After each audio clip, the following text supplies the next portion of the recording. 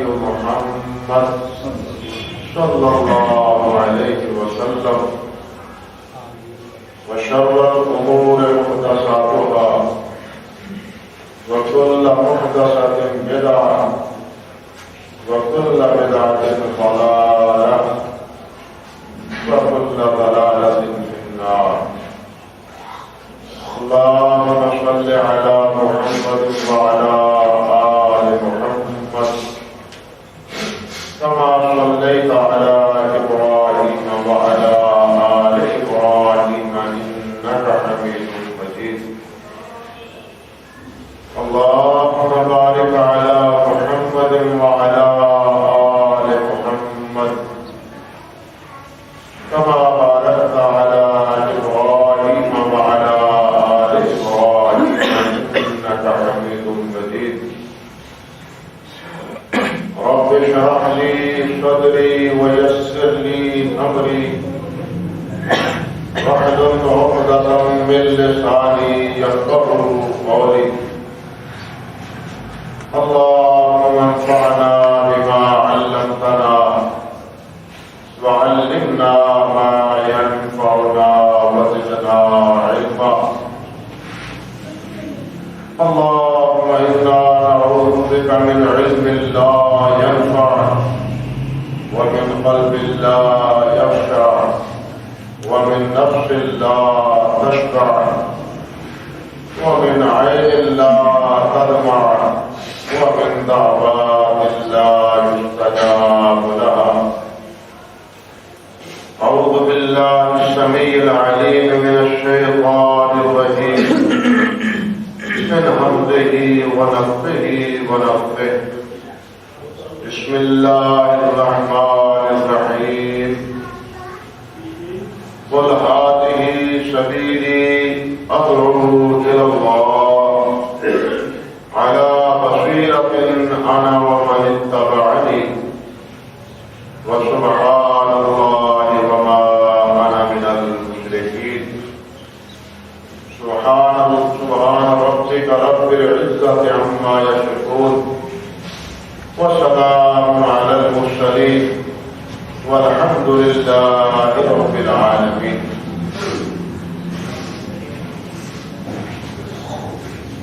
واجب الاحترام بزرگوں، بھائیوں اور دوستوں، عزت مآب میری ماں اور بہنوں، سورۃ یوسف کے آخری رکوع کی ایک آیت مبارکہ میں نے آپ کے ساتھ تلاوت کی، جس میں اللہ سبحانہ و تعالی نے اپنے حبیب سید کائنات حضرت محمد رسول اللہ صلی اللہ علیہ وسلم کو حکم فرمایا، اور وہ یہ قل هذه سبیلی ادعو الی اللہ. اے میرے نبی محمد صلی اللہ علیہ وسلم، آپ یہ بات کہہ دیں کہ یہ ہے میری راہ، یہ ہے میرا راستہ اور میرا طریقہ. کیا؟ ادعو الی اللہ، میں تمہیں اللہ کی دعوت دیتا ہوں، میں تمہیں اللہ کی طرف بلاتا ہوں. میرا اور کوئی مشن نہیں، میرا اور کوئی بھی مقصد نہیں ہے، نہ سیادت مطلوب ہے نہ قیادت مطلوب ہے. میرا ایک ہی مطلوب ہے اور ایک ہی مقصود ہے کہ تم سب اللہ والے بن جاؤ، تمہیں اللہ کی معرفت اور اللہ کی پہچان حاصل ہو جائے، تمہارا تعلق اور تمہاری وابستگی اور تمہاری تمام تر زندگی اپنے اللہ کی ہو کے رہ جائے. اللہ رب العزت فرماتے ہیں کہ اے نبی، یہ بات آپ نے کہ یہ ہے میرا راہ کہ میں تمہیں اللہ کی طرف بلاتا ہوں. اور ساتھ یہ فرمایا علی بصیرت، پوری بصیرت پر، دلائل کی روشنی میں، حقائق کی روشنی میں، جس کو ہم کہتے ہیں علی وجہ بصیرت، یہ بات میں کہتا ہوں، سنی سنائی بات نہیں کہتا، بلکہ علی وجہ بصیرت کہتا ہوں کہ آؤ اللہ کی طرف۔ اور ساتھ یہ بھی فرمایا انا ومن اتبعنی، میں اور میرے تابعدار، میرے فرمانبردار، میرے ماننے والے یا میرا کلمہ پڑھنے والے، ان کا مشن بھی کیا ہے، ان کی زندگی کا مقصد بھی کیا ہے، وہ بھی یہی کہیں گے جو میرے پیروکار ہیں کہ لوگوں اپنے اللہ کو پہچانیں۔ یہ ہے وہ پہلی دعوت جو نبی کریم حضرت محمد رسول اللہ صلی اللہ علیہ وسلم نے دی۔ یہاں ایک بات سمجھنے کی بات ہے کہ نبی علیہ السلام جب تشریف لائے، اس وقت پورے ماحول میں اور پورے معاشرے میں کون سی برائی تھی جو پنپنا نہیں رہی؟ ہر برائی اپنے عروج پر۔ نبی کریم صلی اللہ علیہ وسلم نے ان برائیوں کے حوالے سے سب سے پہلے کوئی پیغام اور کوئی دعوت نہیں دی۔ سب سے پہلے یہ نہیں کہا شراب چھوڑ دو، ظلم و تعدی چھوڑ دو، یہ نہیں فرمایا کہ قتل گری چھوڑ دو، یہ جو زندہ دور کرتے ہو اس کو ختم کر دو۔ نبی علیہ السلام نے یہ نہیں فرمایا کہ تم باہم آپس میں سال ہر سال تک لڑتے ہو، یہ لڑائی چھوڑ دو۔ نبی علیہ السلام نے یہ بات نہیں کی، بلکہ سب سے پہلی بات جو نبی علیہ السلام نے کی ہے وہ یہی کی ہے کہ ایک اللہ کو پہچانو، اللہ کے علاوہ کوئی معبود نہیں ہے۔ صفا پہاڑی پر جب اللہ رب العزت نے آپ پر وحی نازل کی، اور وحی نازل ہونے کے بعد ایک وقفے تک، ایک مدت تک وحی کا سلسلہ منقطع رہا، پھر جب اثر نو وحی کا آغاز ہوا ہے تعطل کے بعد، تو اللہ رب العزت نے جو پہلا حکم فرمایا ہے وہ کیا ہے؟ وہ بھی یہ ہے یا ایھا المدثر قم فانذر وربک فکبر۔ نبوت تو ملی تھی اس وقت جب یہ فرمایا تھا کہ اقرأ باسم ربک الذی خلق، نبی اس وقت بنا دیا گیا تھا، لیکن رسالت کا جو فریضہ تھا آگے لوگوں کو پہنچانے کا اور لوگوں کو بتلانے کا، اس کا آغاز اس سورت مدثر کے ابتدائی انہی آیات سے ہوا ہے۔ اور ان آیات میں جو سب سے پہلا حکم اللہ رب العزت نے دیا ہے وہ کیا ہے کہ یا ایھا المدثر، اے چادر اوڑھ کے لیٹ جانے والے۔ کیونکہ نبی علیہ السلام جب پہلی وحی کے بعد تشریف لائے تھے گھر، تو کیا فرمایا؟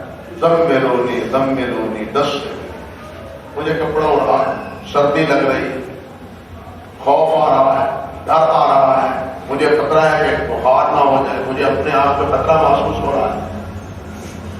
اسی تناظر میں اللہ رب العزت نے فرمایا کہ اب وہ وقت بیت گیا جب آپ چادر اوڑھ کے لیٹتے تھے، اب سونے کا وقت اور آرام کا وقت نہیں رہا، اب اٹھیں، قم، کھڑے ہوئے،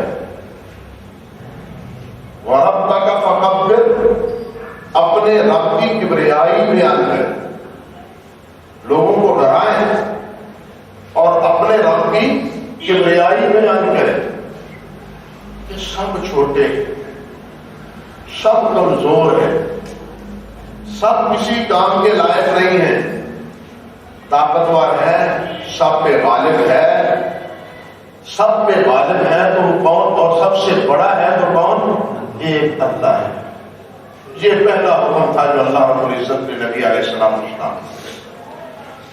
اور نبی علیہ السلام نے بھی صفا پہاڑی پہ کھڑے ہو کے آپ سنتے رہتے ہیں، سب سے پہلے جس بات کی دعوت دی وہ کیا تھی؟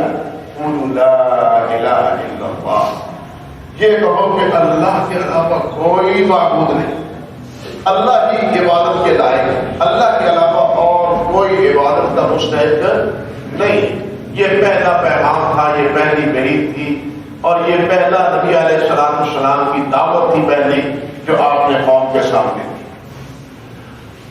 اس کا رد عمل کیا ہوتا؟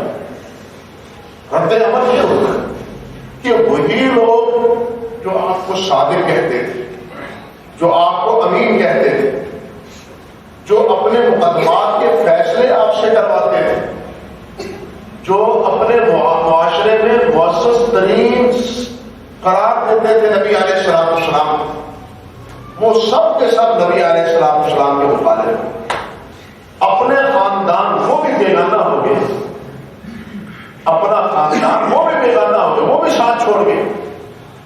کس بات پر؟ آپ نے کیا کہا؟ کوئی غلطی کی تھی؟ کوئی انہیں سبق غلط پڑھایا تھا؟ یہی تو کہا تھا کہ قولوا لا الہ الا اللہ، کہ اللہ کے علاوہ اور کوئی الہ نہیں۔ بس ایک جملہ یہ کہنا تھا کہ جہال آئے، یوں سمجھیے اپنے بھی بیگانے ہو گئے اور دشمن بن گئے نبی علیہ السلام، اور اس دشمنی نے کہاں تک پہنچایا؟ یہ پوری تاریخ کے اوراق میں وہ ساری ان کی دشمنی نبی علیہ السلام کے خلاف بھری پڑی۔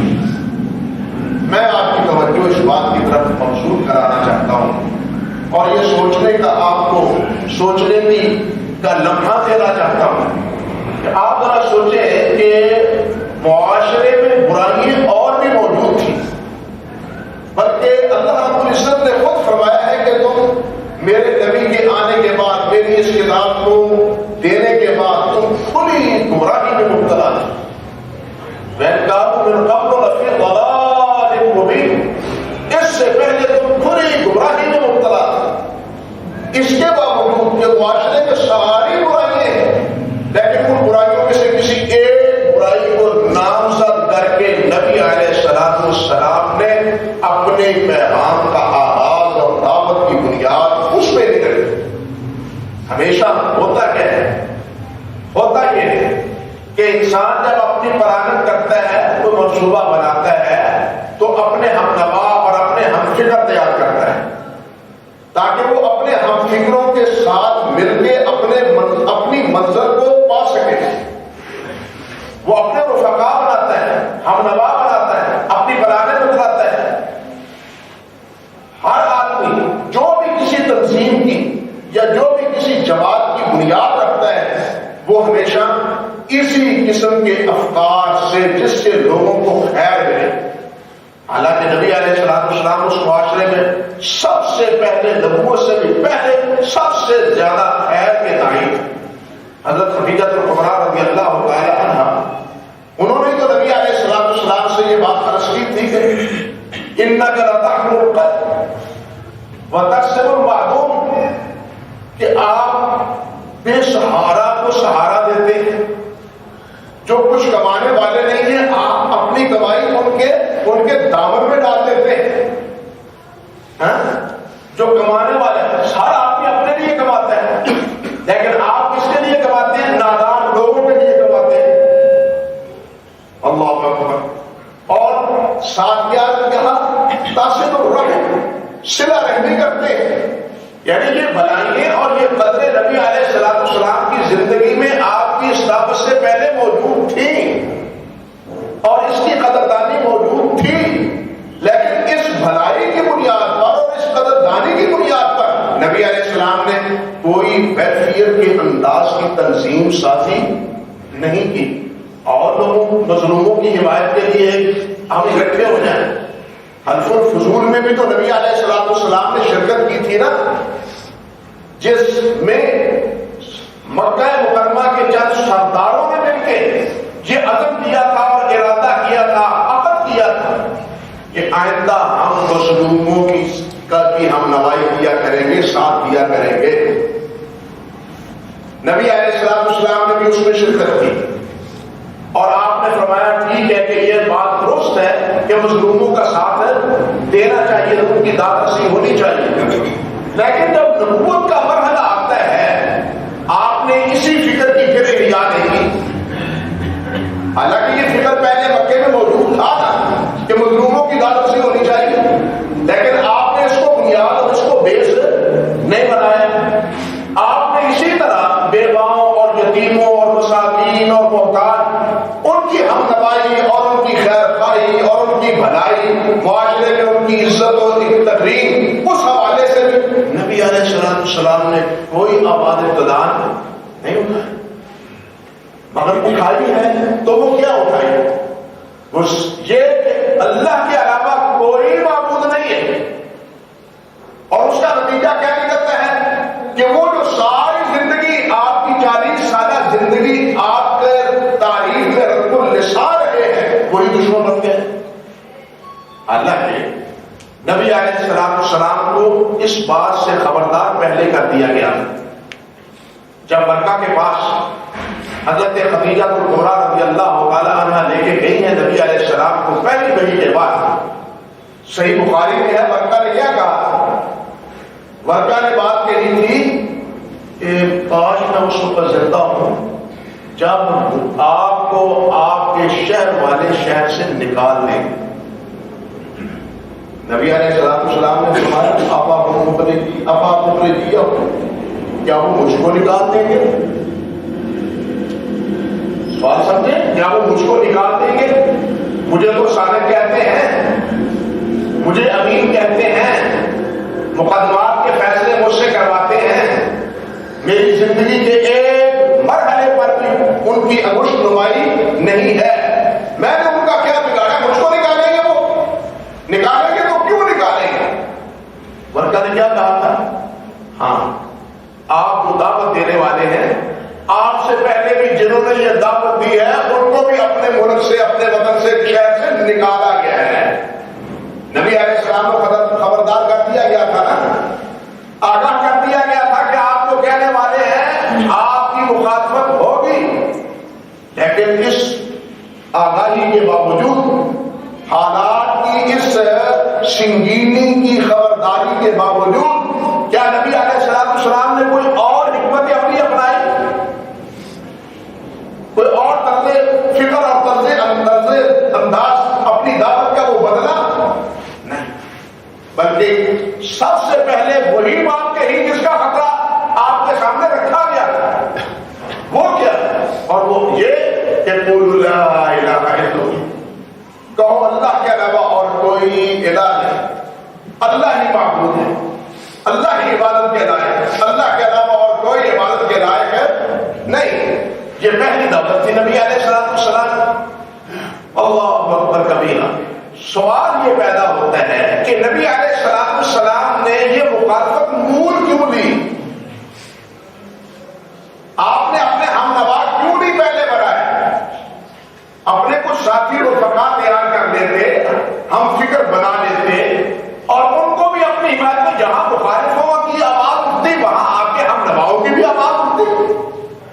بات سمجھ رہی ہے؟ مخالفوں کی آواز اٹھتی ہے تو ہم نواؤں کی بھی آواز اٹھتی ہے، لیکن یہ طرز فکر یا یہ اسلوب جو عموماً جماعت سازی میں یا کسی منصوبے کے بنانے سے پہلے یا کوئی تنظیم کی بنیاد رکھنے سے پہلے جن ضوابط اور اصولوں اور قوانین کو مربوط رکھا جاتا ہے، ان تمام کو خیر بات کہہ کے نبی علیہ السلام نے سب سے پہلے پتھری دریا میں یہ پھینکا کہ قولوا لا الہ الا اللہ، اور جناب پورے اس گندے ماحول میں ایک طوفان کھڑا ہو گیا نبی علیہ السلام کے خلاف۔ یہ طریقہ آپ نے کیوں اپنایا؟ باوجود اس کے کہ اللہ رب العزت نے آپ کو خبردار برکہ نے آپ کو خبردار کر دیا بھائی، اس لیے کہ نبی حکیم ہوتا ہے۔ نبی کیا ہوتا ہے؟ حکیم ہوتا ہے، نبی منصوبے ساز نہیں ہوتا، فنکار نہیں ہوتا، معاذ اللہ ثم استغفر اللہ، کہ وہ فنکاری کا مرادہ کرے.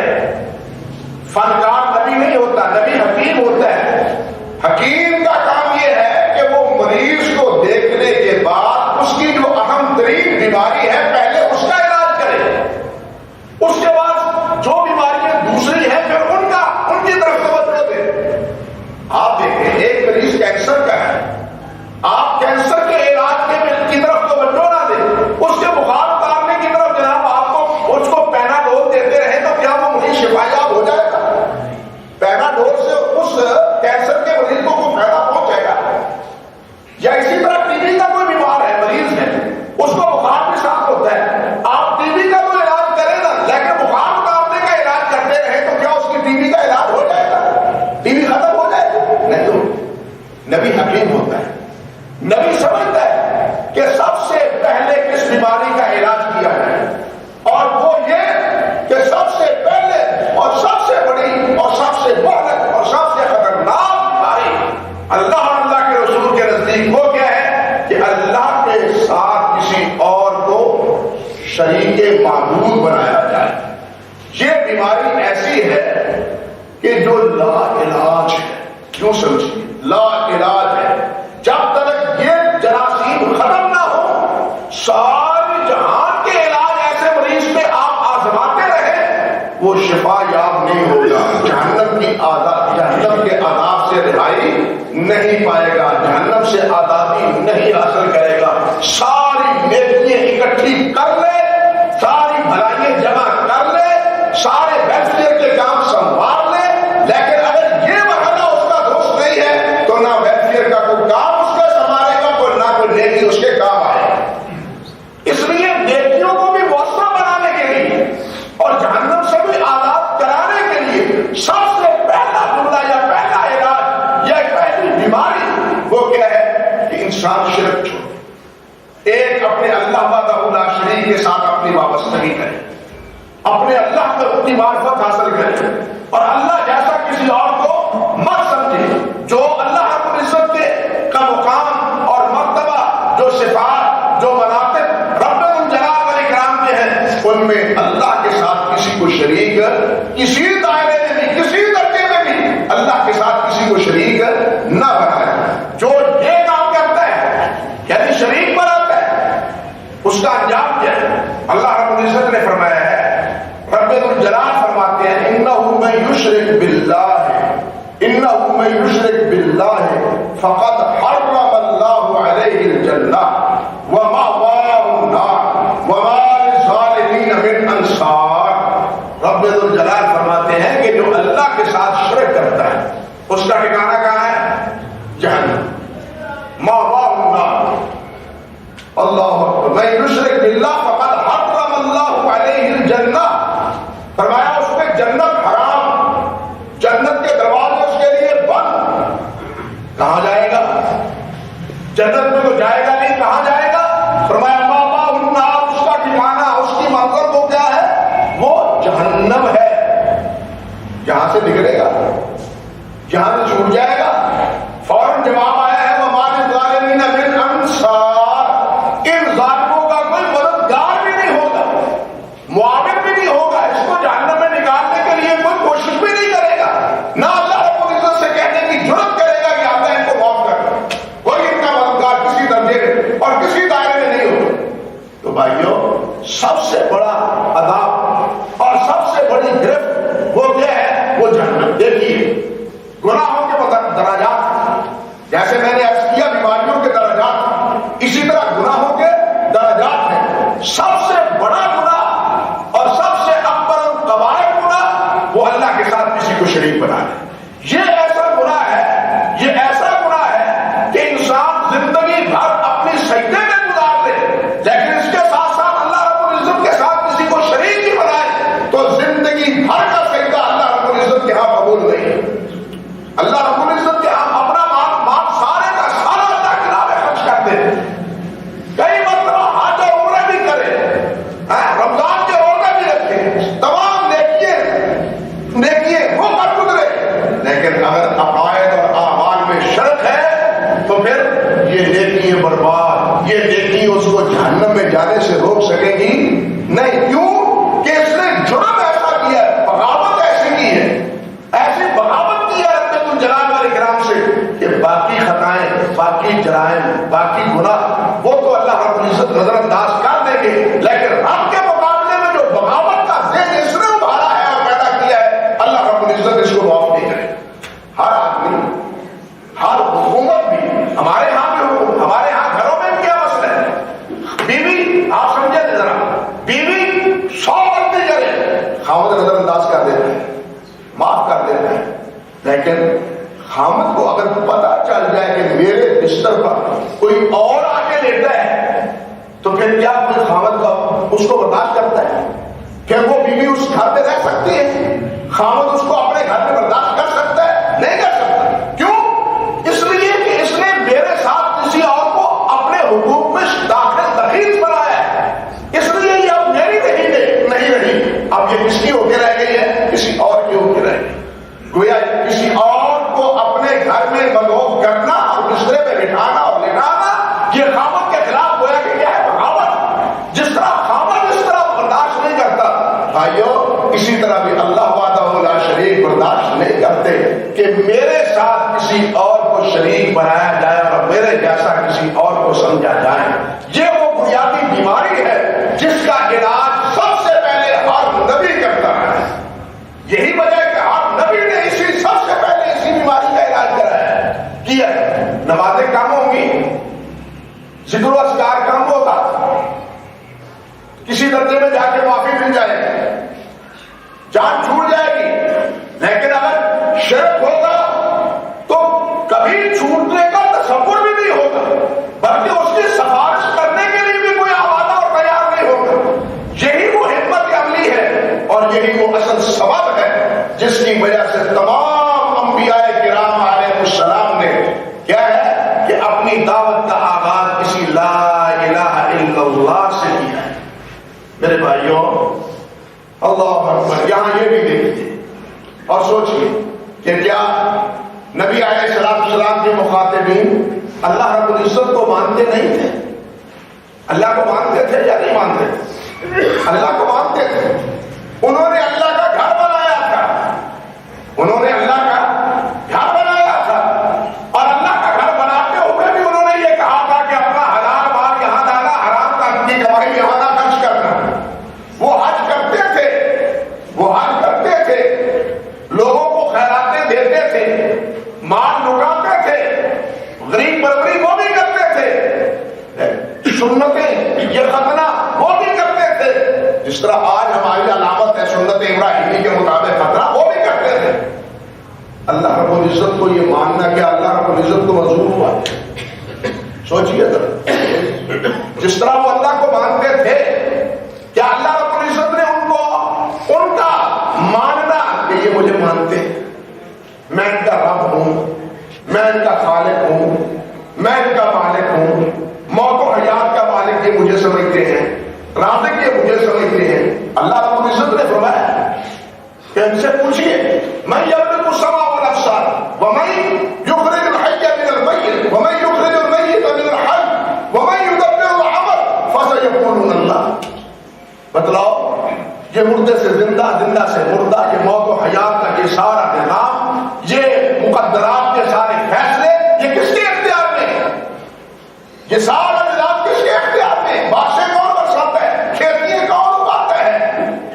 فسیقولون اللہ, کہتے ہیں کہ اللہ کو وہ مانتے تھے, لیکن اس ماننے کو اللہ رب العزت نے قبول کیا. سوچئے ذرا, اس ماننے کو اللہ نے قبول کیا نہیں قبول کیا. کیوں نہیں قبول کیا؟ اس لیے قبول نہیں کیا کہ وہ اس طرح اللہ کو نہیں مانتے تھے جس طرح اللہ نے اپنے نبی کے ذریعے اپنی معرفت کروانا چاہیے. بات سمجھیے کہ اللہ کو ماننے والے آج بھی لوگ موجود ہیں. سکھ اللہ کو آج بھی مانتے ہیں, عیسائی اللہ کو آج بھی مانتے ہیں, عیسائی اللہ, یہودی اللہ کو آج بھی مانتے ہیں, حتیٰ کہ ہندو بھی اللہ کو آج مانتے ہیں.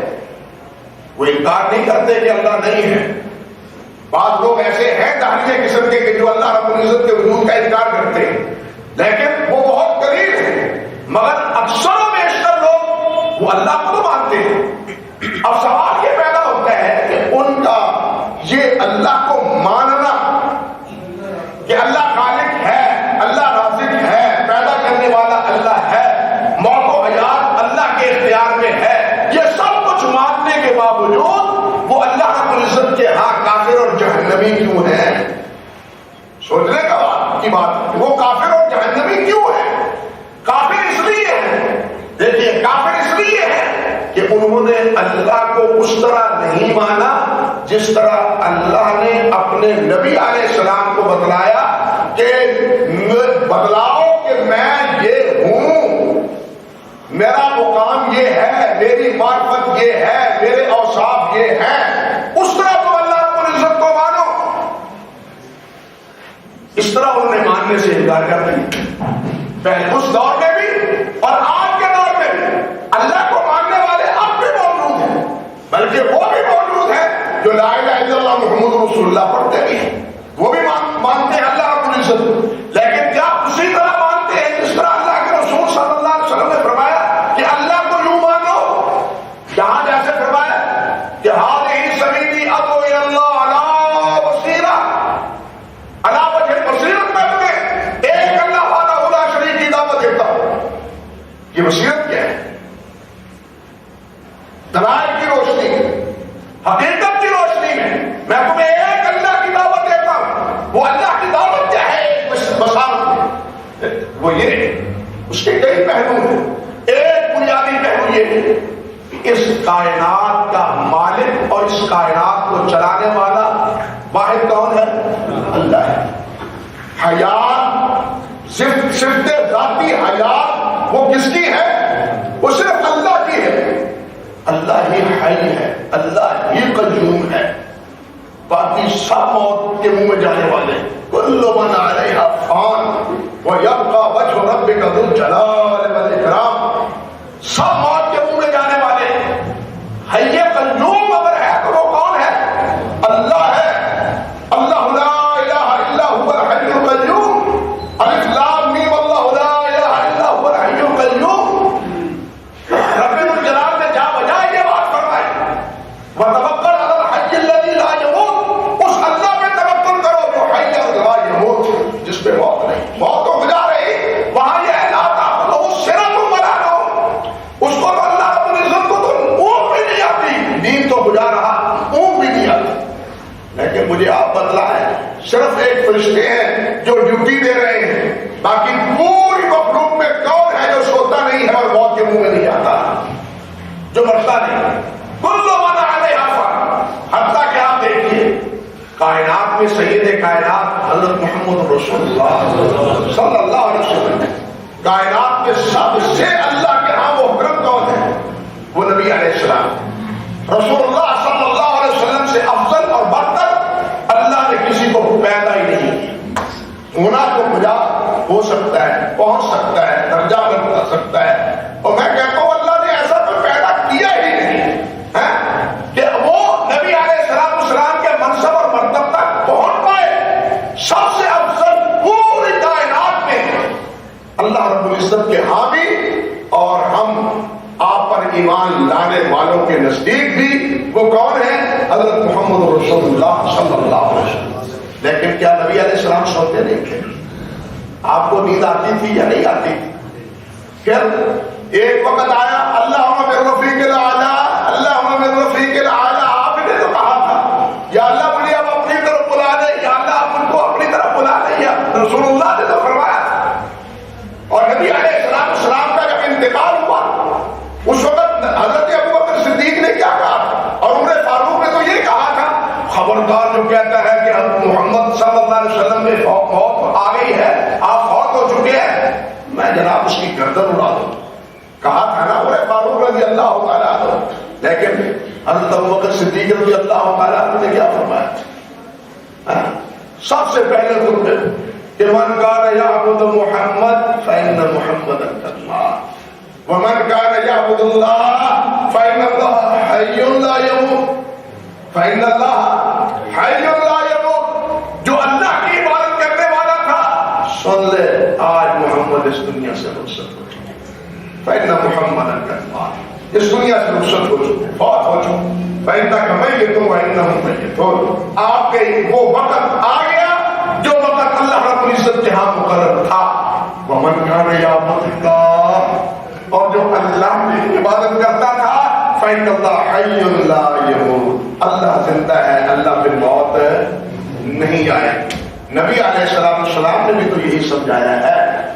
نبی علیہ السلام نے کیا فرمایا؟ اللہ اکبر، سورت پڑھے نا توبہ کی آخری آیت، فَإِن تَوَلَّوْا، فَإِن تَوَلَّوْا، اور ساری کائنات منہ موڑ لے مجھ سے، تم سب میرا ساتھ چھوڑ دو، سب بھاگ جاؤ، فَقُلْ حَسْبِيَ اللَّهُ، آپ کہہ دیں میرے لیے میرا اللہ کافی ہے، علیہ توکلت وہو رب العرش العظیم، میرا توکل اور میرا بھروسہ اسی اللہ پر ہے اور وہی عرش عظیم کا مالک ہے۔ نبی علیہ السلام کی یہ دعوت رہی، اور یہ ہے آواز وجہ بصیرہ کہ نبی علیہ السلام سمجھتے تھے کہ یہ ایک ایسا انسانی بسط ہے، انسان نہ نیند سے مبرہ ہے نہ موت سے مبرہ ہے، لیکن اس دونوں کمزوریوں سے مبرہ ہے تو کائنات میں کون ہے؟ ایک اللہ رب العزت۔ قرآن مجید میں بھی کہ پہلے نفخے میں ہر ایک پر، حتیٰ کہ فرشتوں پر بھی موت آ جائے گی، الا یہ شاء اللہ، جس کے اللہ تعالیٰ جس کو چاہے۔ اور وہ کیا کون ہے؟ کہتے ہیں حضرت اسرافیل۔ بالآخر حضرت اسرافیل بھی ختم ہو جائے، پھر حضرت اسرافیل کو اللہ رب العزت زندہ کرے، ان کو پھر دوسرے نفخے کا اللہ رب العزت حکم دیں گے، اور یہ سارے موت میں اور سوئے ہوئے کیا موت میں آئے ہوئے جن پہ سب پہ سال گزر چکے تھے، وہ کیا ہے؟ دوسرے نفخے کے بعد زندہ ہو جائیں گے اللہ رب العزت کے سامنے۔ جب پہلے کوئی بھی نہیں تھا اس وقت کون تھا بھائی؟ اور جب کوئی نہیں ہوگا اس وقت زندہ کون ہوگا؟ اللہ۔ معلوم نہیں ہوتا کہ یہ حقیقت لوگوں کے سامنے کیوں سمجھنی ہے؟ اتنی باتیں، اتنی صاف اور اتنی شفاف حقیقت، کوئی بھائی کا نام کہہ سکتا ہے کہ جس کی میں عبادت کرتا ہوں، جس کو میں پوجتا ہوں، وہ خواہ کسی جانور کو پوجنے والا ہو، کیا کسی ولی کو پوجنے والا ہو، کسی نبی کو پوجنے والا ہو۔ بھائی عیسیٰ علیہ السلام کو ان کو ماننے والوں نے پوجا ہے یا نہیں پوجا؟ ان کو معبود مانا ہے یا نہیں مانا؟ یہودیوں نے حضرت عزیر علیہ السلام کو کی عبادت کی ہے یا نہیں کی؟ عزیر علیہ السلام کی یہودیوں نے، وہ بھی نبی تھے، عیسیٰ علیہ السلام اللہ کے نبی تھے، لیکن عیسائیوں نے کیا کیا؟ عیسیٰ علیہ السلام کو کیا بنا دیا؟ معبود بنا دیا۔ اور خود عیسائی اس بات کا اقرار کرتے کہ کوئی دعا ایسی نہیں ہے کہ جس میں تنہا اللہ کو پکارا گیا ہو اور اللہ کے ساتھ مسیح موعود کو پکارا نہ گیا ہو۔ یہ ایسی حقیقت ہے۔ لیکن کیا مسیح علیہ السلام پہ موت نہیں آئے؟ وہ اس دنیا سے آنے کے بعد بھی پھر وہ اس دنیا سے رخصت نہیں ہوں گے۔ نبی علیہ السلام نے فرمایا اور قرآن نے بھی فرمایا کہ بالآخر عیسیٰ علیہ السلام اس دنیا سے جائیں گے اور فوت ہوں گے۔ کون ہے جو اس دنیا میں باقی رہا ہے؟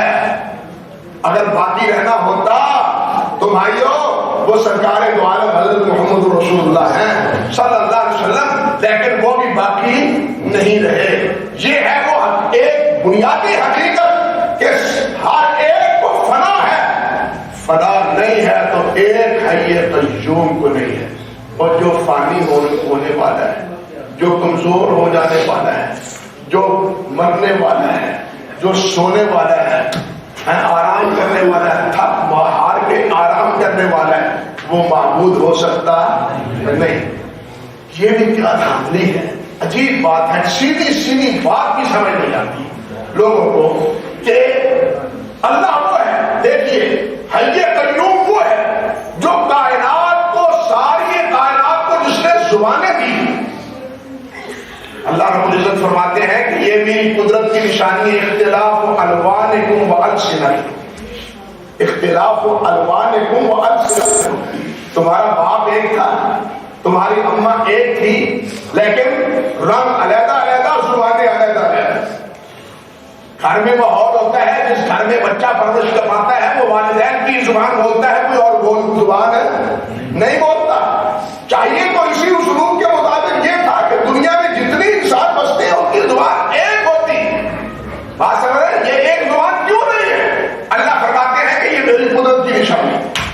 یہ میری قدرت کی نشانی ہے۔ ایک باپ اور ایک ماں کے ہوتے ہوئے تمہارے رنگ بھی علیحدہ رہتا، تمہاری زبانیں بھی علیحدہ رہتا، اور ان تمام جتنی زبانیں کہتے ہیں 7,000 زبان اس وقت دنیا میں زمین پہ بولی جا رہی ہے، 7,000 زبان۔ ان 7,000 زبانوں کو جاننے والے جتنے انسان ہیں وہ اپنی اپنی بولی اور زبان میں اللہ کو پکارے، تو کیا اللہ نے جس اللہ نے ان کو یہ زبان دی ہے ان کی بولی سمجھتا ہے یا نہیں سمجھتا؟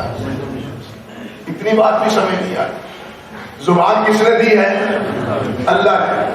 بولیے سمجھنے والا بھی جس نے زبان دی ہے، بولی دی ہے، وہی ہے، کوئی اور ہے؟ وہ جو آپ کے یہاں کوئی ہے بزرگ، وہ سندھی نہیں سمجھتا، وہ افغانی نہیں سمجھتا، وہ سرائکی نہیں سمجھتا، وہ انگلش نہیں سمجھتا، تو پھر علاقے کا ہوا نا، علاقے کا ہوا۔ اگر وہ ہے بھی تو وہ علاقے کا کیا ہے؟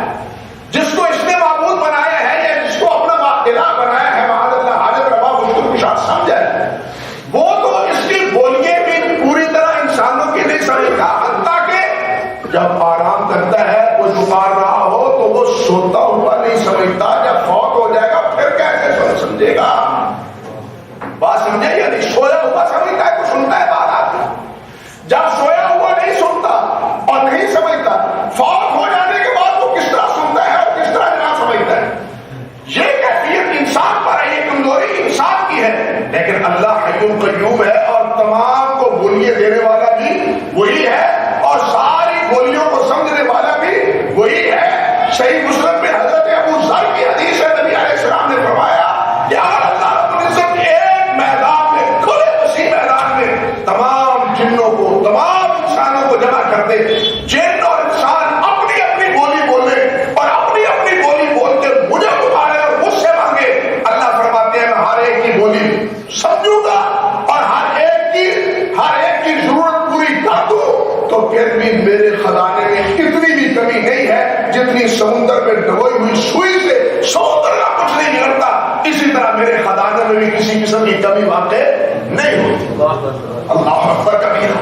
یہ حقیقت سمجھنے کے باوجود بھی کہ سویا ہوا تو سمجھتا نہیں ہے، مویا ہوا کس طرح سمجھے گا، سنے گا، یہ جاننے کے باوجود پھر اگر سمجھتا بھی ہے تو وہ کائنات کی ساری انسانوں کی بولیاں سمجھتا ہے؟ نہیں سمجھتا۔ یہ وصف ہے تو کس کا ہے؟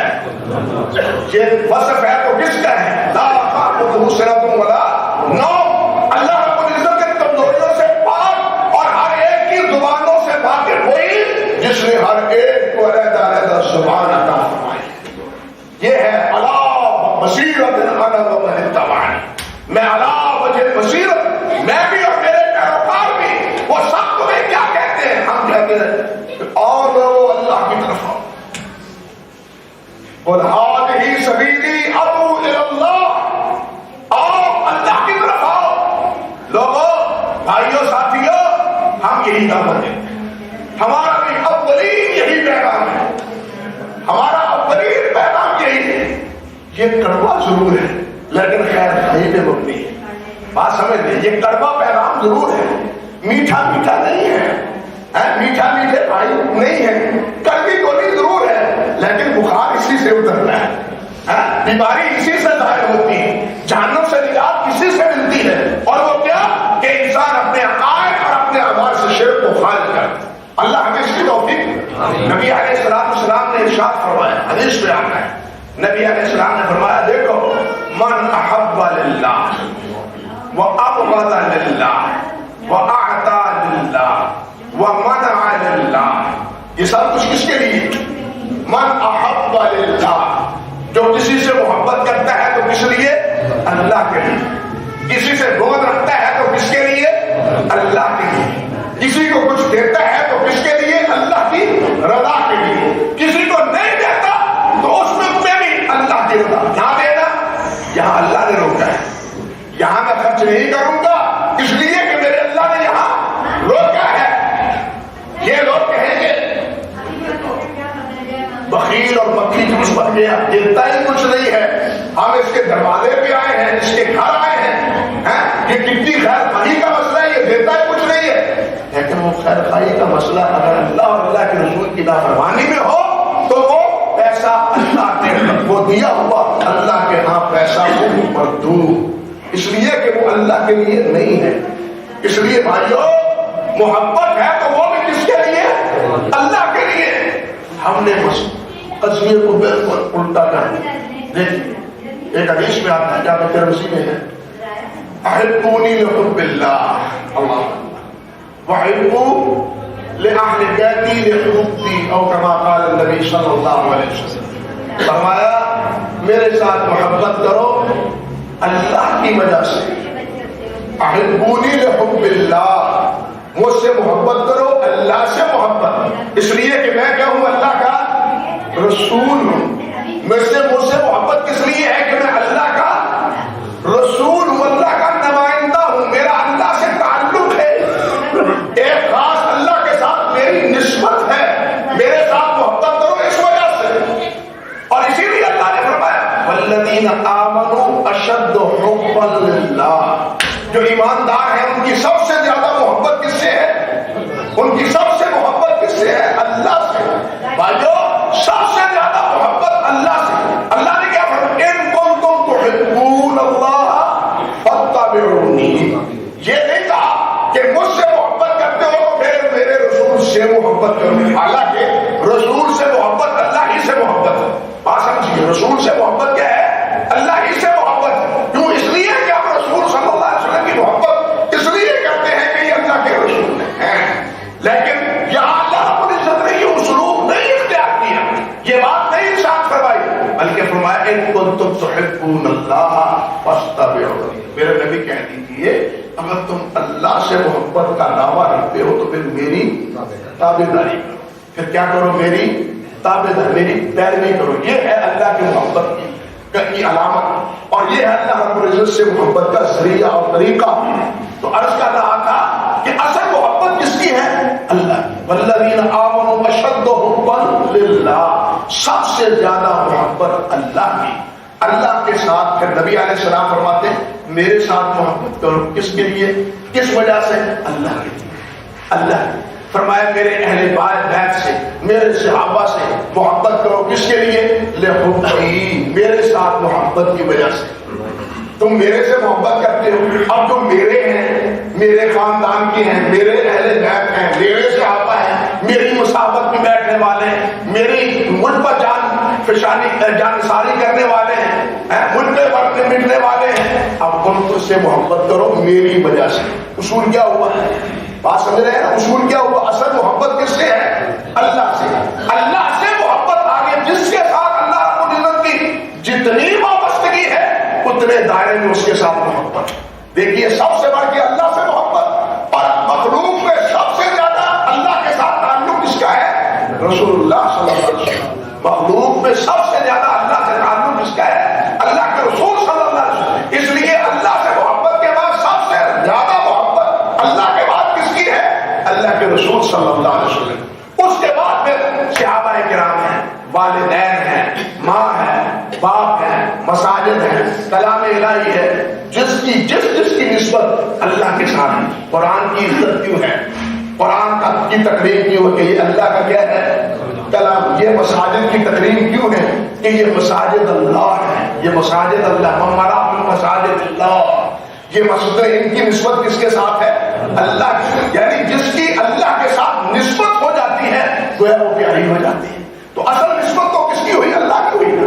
اصل پیار اور اصل محبت تو اللہ رب العزت کی ہوئی، اور آگے اللہ کے ساتھ جس کی محبت ہے، وابستگی ہے، تعلق ہے، اب اس کے ساتھ ساتھ پیار بھی ملتا جاتا ہے، محبت بھی بڑھتی چلی جاتی ہے۔ تو میرے بھائیوں یہ ہے وہ اصول جس کو ہم نے بالکل اس کے برعکس کر دیا ہے۔ ہم نے جس طرح اللہ نے فرمایا یحبونہم کحب اللہ، یحبونہم کحب اللہ والذین آمنوا اشد حبا للہ، فرمایا یہ جو میری عبادت نہیں کرتے نا، دوسروں کی بندگی کرتے ہیں یا میری عبادت میں دوسروں کو شریک کرتے ہیں، وہ ان کی اس طرح محبت کرتے ہیں جس طرح اللہ سے محبت کی جاتی ہے۔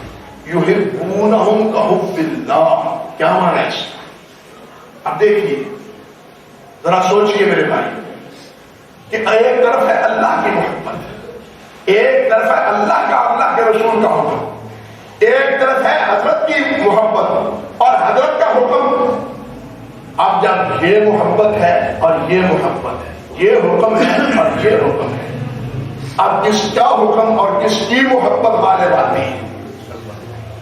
چاہیے تو یہ اللہ کا حکم اور اللہ کی محبت غالب آئے، لیکن ہوتا کیا ہے کہ اللہ کی بجائے محبت دوسرے کی غالب آتی ہے اور اس کا حکم اللہ سے مقدم بن جاتا ہے۔ معاذ اللہ سبحانہ کا تھا، اللہ کا اس حکم چھوٹ جاتا ہے، اس کی پرواہ نہیں ہوتی، کوئی کرے یا نہ کرے، لیکن حضرت کا دامن نہ چھوٹے، حضرت کے دامن میں پناہ لیتے ہی رہنا چاہیے، اللہ کے حکم کی کوئی پرواہ نہیں ہے۔ معاذ اللہ ثم استغفر اللہ، یہ پہلو نہایت خطرناک ہے، اور یہی اللہ رب العزت نے الارم کے طور پر فرمایا ہے اور علامت کے طور پر بتلایا ہے کہ پہچان لو کہ تمہارے دلوں کا رجحان کس طرف ہے، تمہارے دلوں کا میلان کس طرف ہے، تم کس کی بات مانتے ہو، کس کے سامنے جھکتے ہو، کس کے سامنے ہاں کرتے ہو۔ یہ اپنے خود اپنے مزاج سے اور اپنے زمین سے فیصلہ لے لو کہ تم میرے ساتھ مخلص ہو یا دوسرے کے ساتھ مخلص ہو۔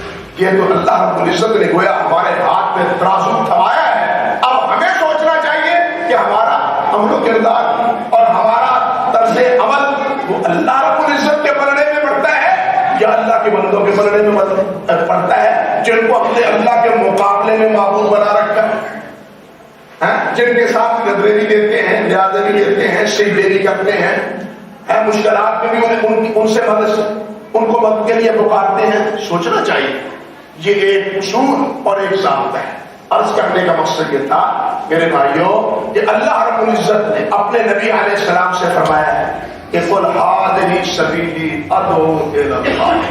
مکے والے کہتے تھے ما سمعنا بھذا فی الملۃ الاخرہ ان ھذا الا اختلاق، ہم نے تو یہ دعوت پہلی بار سنی، کبھی یہ بات سنی نہیں کہ لا الہ الا اللہ، ما سمعنا بھذا فی الملۃ الاخرہ۔ ہمارے سامنے عیسائی بھی تو موجود ہیں، یہودی بھی ہمارے سامنے موجود ہیں، وہ اللہ کے ساتھ عیسیٰ علیہ السلام کی عبادت بھی کرتے ہیں، اللہ کے ساتھ یہودی جو ہے وہ عزیر علیہ السلام کی بھی عبادت کرتے ہیں، ہم نے تو کسی اور کی بات سنی نہیں ایسی۔ یہ پہلے آئے ہیں جو کہتے ہیں کہ سب کو چھوڑ دو سوائے اللہ کے، اسی لیے کہتے تھے ما سمعنا بھذا فی الملۃ الاخرہ ان ھذا الا اختلاق، اللہ اکبر کبیرہ، یہ بات وہ کہتے تھے، مگر اللہ رب العزت نے فرمایا کہ لوگ میرے نبی کہیں قل ھذہ سبیلی ادعو الی اللہ، یہ ہے میری راہ، مجھے میرے راستے میں تمہیں شک ہے نا، تم سوال کرتے ہو کہ یہ کہاں سے دی دعوت آ گئی ہے، یہ کون آ گئے ہیں دعوت دینے والے؟ سن لو، ہماری دعوت یہ ہے کہ ہم اور کچھ نہیں کہتے، لوگوں آؤ اللہ سے جو تمہارا خالق ہے، رازق ہے، مالک ہے، اس کے ہو جاؤ، تم کس کے ہو جاؤ؟ اپنے خالق اور اپنے مالک کے ہو جاؤ۔ اللہ اکبر۔ جس طرح دوسرے مقام پہ فرمایا قل ان کنتم شکا فی دین شک من دینی فلا اعبد الذین تعبدون من دون اللہ، اگر تمہیں میرے دین میں شک ہے، ان کنتم فی شک من دینی، میرے دین کے بارے میں تمہیں کوئی شک ہے تو سن لو کان کھول کے، لا اعبد ما تعبدون من دون اللہ، اللہ کے علاوہ جن کی تم پرستش کرتے ہو، جن کے سامنے تمہاری گردنیں جھکتی ہیں، جن کے حکم سے تم نان و نفقہ خرچ کرتے ہو، میں ان کے راہ پہ کچھ نہیں دیتا، میں تمہیں صرف ایک اللہ کی دعوت دیتا۔ ان کنتم فی شک من دین فلا اعبد الذین تعبدون من دون اللہ ولکن اعبد اللہ الذی یتوفاکم، میں اس کی عبادت کرتا ہوں جس کے ہاتھ میں میری اور تمہاری کیا ہے؟ جان ہے۔ حضور فرمایا کرتے تھے والذی نفس محمد بیدہ، مجھے اس اللہ کی قسم جس کے ہاتھ میں محمد کی جان ہے، اور میری اور تمہاری سب کی جان کس کے ہاتھ میں ہے؟ اللہ کے ہاتھ میں ہے۔ جب وہ چاہے گا دنیا سے انسان رخصت ہو جائے، ساری کوششوں کے باوجود، ساری تگ و دو کے باوجود کوئی بھی اسے موت کے منہ سے بچائے گا نہیں۔ کیوں؟ یہ اس کے ہوا یتوفاکم، وہ تمہیں موت دیتا ہے، موت و حیات اس کے قبضے میں ہے۔ میں اس اللہ حی قیوم جس کے ہاتھ میں سب کی موت ہے اور اس کو موت کو کجا اونگ بھی نہیں آتی، میں تمہیں اس اللہ کی دعوت دیتا ہوں۔ باقی سب کو موت بھی آتی ہے، بھوک بھی آتی ہے، نیند بھی آتی ہے، کمزوریاں بھی اس میں ہوتی ہیں، لیکن اللہ میں نہ کوئی کمزوری ہے، نہ کوئی تھکاوٹ ہے، انسان تھکتا بھی ہے، تھکنے کے بعد سوتا بھی ہے۔ حدیث میں آتا نہیں، سفر سے آئے نبی علیہ السلام سو گئے، حضرت ابو ہریرہ سے حضرت ابو ہریرہ نے اسے کہا کہ جناب جاگتے رہنا، جب صبح ہو جائے طلوع ہو جائے ہمیں اٹھا دینا۔ اب پناہ لگا کے مشرق کی طرف رخ کر کے حضرت ابو ہریرہ بھی جناب طلوع فجر کا انتظار کرنے لگے، لیکن سفر میں تھکے ماندے تھے، ان کو بھی نیند آ گئی، انہیں بھی آ گئی، اتنی آئی کہ حتیٰ کہ سورج طلوع ہوا، صحیح بخاری میں سورج طلوع ہوا اور سورج کی تواضع اور گرمی اس سے گھبرائے ہوئے نبی کریم صلی اللہ علیہ وسلم کی آنکھ مبارک کھلی۔ ابو ہریرہ اور تو نے کیا کیا؟ سو گیا تو کیا جواب دیا؟ اللہ اکبر، اللہ حضور جس مالک نے تمہیں سلا دیا اسی نے مجھے بھی سلا دیا، جس مالک نے تمہیں سلا دیا اسی نے مجھے۔ موت و حیات، نیند، یہ سب کمزوری ہے کس کی صفت ہے؟ یہ انسان کی صفت ہے، یہ انسان کا خاصہ ہے۔ ان کمزوریوں سے پاک ہے تو وہ کون ہے؟ اللہ۔ ان نتائج سے پاک ہے تو وہ اللہ۔ اللہ رب العزت نے فرمایا نا، اللہ اکبر، کہ اللہ وہ ہے کہ جس نے زمین و آسمان کو 7 دنوں میں پیدا کیا، وما مسنا من لغوب، مجھے کوئی تھکاوٹ نہیں ہوئی، زمین بنا دی، آسمان بنا دیا، مجھے کوئی تھکاوٹ ہے؟ وما مسنا من لغوب، مجھے کوئی تھکاوٹ نہیں ہوئی۔ تھکاوٹ ہوتی ہے، کمزوری ہوتی ہے، نقاہت ہوتی ہے، آرام طلب کرتا ہے تو وہ یہ انسان کرتا ہے، یہ کمزوری یہ انسان میں ہے۔ لیکن افسوس کہ ان حقیقتوں کو سمجھنے کے باوجود بھی انسان کے سامنے جھکے جا رہا ہے، انسان کے سامنے مرے جا رہا ہے۔ اور بھائیو، مرو تو اللہ کے لیے، جیو تو اللہ کے لیے، راضی کرو تو اللہ کو، خوش کرو تو اللہ کو، سر جھکے تو اللہ کے لیے، بات خرچ ہو تو اللہ کے لیے۔ زندگی ان صلاتی و نسکی و محیایا و مماتی للہ رب العالمین، قربانی کا بھی تو یہی فلسفہ ہے۔ رمضان قربانی میں یہی تو آپ سنتے رہے، ابراہیم علیہ السلام کی زندگی کا سبب بھی تو یہی ہے۔ قربانی کرتے ہوئے بھی تو نبی علیہ السلام یہی پڑھتے تھے، ان صلاتی و نسکی و محیایا و مماتی، میرا مرنا، میرا جینا، زندگی موت کے سارے معاملات میرے کس کے لیے ہیں؟ اللہ کے لیے، لا شریک لہ، جس کا کوئی شریک نہیں، جس کا کوئی شریک نہیں۔ اللہ کے ساتھ، اسی اللہ کے ساتھ، اللہ ہمیں اپنی ذات گرامی کے ساتھ اسی قسم کی وابستگی کی توفیق عطا فرمائے۔ یہ استحکام اور یہ پختگی اور یہ معرفت اللہ رب العزت ہمارے سینوں میں بسا دے، اور ہم اللہ کی توفیق سے اللہ ہمیں اپنی مہربانی سے، اپنی نمازت سے اپنی معرفت اور اپنی پہچان ہمارے سینے میں لکھ دے، اور اسی کی بدولت اللہ ہمیں دنیا اور آخرت میں عزتیں عطا فرمائے۔ شرط سے انسان دنیا میں بھی ذلیل ہوتا ہے، سچی بات ہے، آخرت میں تو ذلیل ہوتا ہی ہوتا ہے۔